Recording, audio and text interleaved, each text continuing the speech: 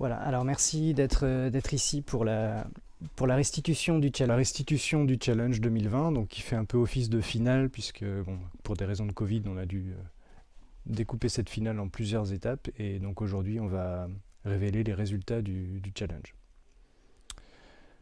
Alors voilà comment va se passer cette petite heure. On va d'abord présenter le challenge IA et cyber. Ensuite, ce sera au tour de chacun des finalistes de présenter son entreprise et sa solution technique. Ensuite, on aura un retour sur les duels des agents et les jurys pourront faire des commentaires sur les vidéos qu'on vous montrera. Et enfin, on en viendra à la présentation du barème et des scores, des résultats proprement dit. Alors d'abord, je vais me présenter. Donc, je m'appelle Samuel Angouès, donc je suis expert en intelligence artificielle à la DGA. Et donc j'ai organisé ce challenge avec Adeline. Je te laisse te présenter. Donc, bonjour à tous, je suis Aline Bailly, je suis une collègue de Samuel. On travaille ensemble dans le domaine de l'intelligence artificielle notamment. Alors, donc le but du challenge de cette année, c'est simuler l'activité humaine sur un poste de travail. Alors ça paraît assez simple, mais en fait ça correspond à plein de tâches que peut être amené à faire un humain quand il utilise un PC. Donc ça peut être rien qu'utiliser l'interface graphique de façon réaliste, le mouvement de la souris, manipulation des fenêtres pour sélectionner du texte, faire des copier-coller. Tout ça, en fait, c'est des opérations qui sont naturelles pour nous qui sommes habitués à l'usage d'un PC, mais qui s'avèrent assez difficiles à mettre en œuvre pour un agent. Donc dans les tâches que pourront faire l'agent, il y a aussi naviguer dans les fichiers qui se trouvent sur le disque, naviguer dans un site web, ou aussi répondre à un email, rédiger un document. Alors à quoi ça sert de simuler la vie en cyber? En fait, ça a pas mal d'applications. Donc la première et la plus évidente, c'est pour qualifier les outils de sécurité et entraîner des équipes cyber, on a besoin de simuler des systèmes d'information. Et donc pour ça, on a besoin de simuler de la vie, puisqu'on ne peut pas... par exemple, pour un capture the flag, quand on essaye d'entraîner une équipe de défense contre une équipe d'attaque, s'il n'y a pas des flux légitimes, les défenseurs vont tout de suite voir les flux d'attaque passer. Donc ça, c'est une des raisons. Une autre raison, c'est pour la détonation de malware.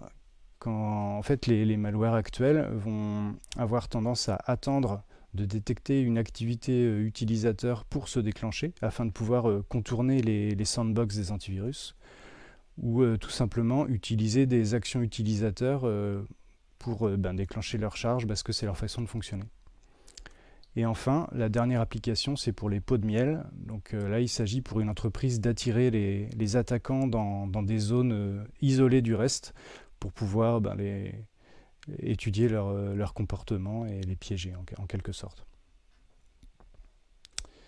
Alors ces deux derniers usages en fait nécessitent d'être non détectables et réalistes. Sinon, par exemple, le malware peut très facilement remarquer qu'il n'est pas dans une vraie, qu'il est dans un bac à sable et non pas sur une vraie machine. Et donc, on a tenu compte de cette contrainte dans le challenge pour obliger les développements à être non intrusifs, et donc on a interdit l'installation de quoi que ce soit sur les machines à stimuler. Alors, si on reprend globalement la façon dont on peut faire de la simulation de vie, il y a plusieurs approches. On peut faire ça de façon manuelle, directement avec quelqu'un qui est face à un PC et qui fait les opérations. Bon, ça marche très bien, mais par contre, il y a un petit problème de passage à l'échelle, évidemment. On peut aussi faire du rejeu de trafic, ou de rejeu de journaux, d'événements par exemple, ou encore de la stimulation par le réseau, par l'extérieur. Donc ça, c'est une fidélité un réalisme qui est assez bon sur le réseau. Par contre, du point de vue des machines utilisateurs, ce sera très mauvais. Ça présente l'avantage de passer à l'échelle. Alors, il y a deux autres approches qui ciblent directement la machine à stimuler. Donc il y en a une, c'est en installant un agent dans la machine. Donc ça, c'est très fidèle. Ça passe à l'échelle. Par contre, c'est détectable. Typiquement, on peut se rendre compte que c'est pas un utilisateur, mais c'est un programme installé qui tourne et qui déclenche les actions de l'utilisateur à sa place.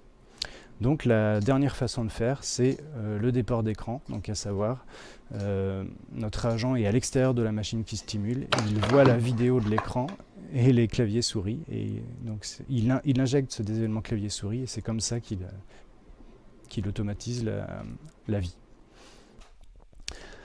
Alors, maintenant, pourquoi on a organisé un tel challenge? En fait, pour stimuler de la vie avec ces contraintes, il faut mobiliser tout un panel de techniques d'intelligence artificielle, potentiellement. On peut, par exemple, avoir à modéliser les comportements pour décider quelles tâches on va faire, comment les enchaîner. On a besoin de détection d'images pour cliquer sur les icônes, détection de texte, pour par exemple savoir quelle ligne de l'écran de login choisir, générer du texte d'après un contexte pour répondre à un email. On peut aussi aller taper dans des techniques d'apprentissage par renforcement pour explorer la machine et trouver des actions à faire, ou d'apprentissage par imitation pour copier ce qu'aurait fait un humain dans une situation donnée. Donc toutes ces techniques, c'est assez exploratoire et c'est un domaine dans lequel on voulait voir innover des solutions par les challengers. Alors l'intérêt d'aller chercher de l'apprentissage automatique pour cette problématique, c'est que ça permet d'avoir une activité à la fois réaliste et diversifiée à moindre coût. Parce que quand il s'agit de scripter des actions automatiques, en fait on se retrouve à devoir déjà pas mal de temps à passer pour réussir à scripter chaque action, et ensuite à chaque évolution de configuration tout est remis en question. Il suffit que la résolution change, le fond d'écran change, la position des icônes ou l'écran de login est différent, un logiciel est remplacé par un autre et ça peut mettre par terre nos scripts. Alors qu'un agent d'intelligence artificielle saura davantage s'adapter, en théorie. Pour ce faire, dans la finale, donc en fait, on a préparé des machines virtuelles qu'on a données aux candidats pour qu'ils puissent entraîner leurs agents. Et lors de la finale, là où le comportement des agents sont notés, une des 5 machines sera nouvelle. Donc les agents sont confrontés à une machine virtuelle qu'ils n'ont jamais vue avant lors de l'entraînement. Alors un petit zoom sur tous les acteurs qui participent de près ou de loin au challenge. Alors déjà, les organisateurs, donc c'est la Direction Générale de l'Armement et le Pôle d'Excellence Cyber. Donc on s'inscrit bien sûr dans l'European Cyber Week, on est un des événements de l'European Cyber Week. Côté financement, on doit remercier le grand défi cybersécurité, qui permet donc de donner des prix aux industriels avec le soutien de BPI France. Côté sponsor et soutien technique, nous avons Diatim et Airbus Cybersécurité qui nous ont donné un bon coup de main respectivement sur l'hébergement des moyens nécessaires pour organiser ce challenge et du matériel et des lots. Et enfin, nous avons l'appui de l'AID et du CALID, qui font notamment partie du jury qui a délibéré sur les gagnants. Alors le déroulement du challenge, donc rapidement, ça a commencé au printemps dernier. En juillet, on a ouvert les préinscriptions. Les VM ont été diffusés à partir du 15 juillet. Il y a d'abord eu en octobre une phase de sélection des finalistes sur dossier.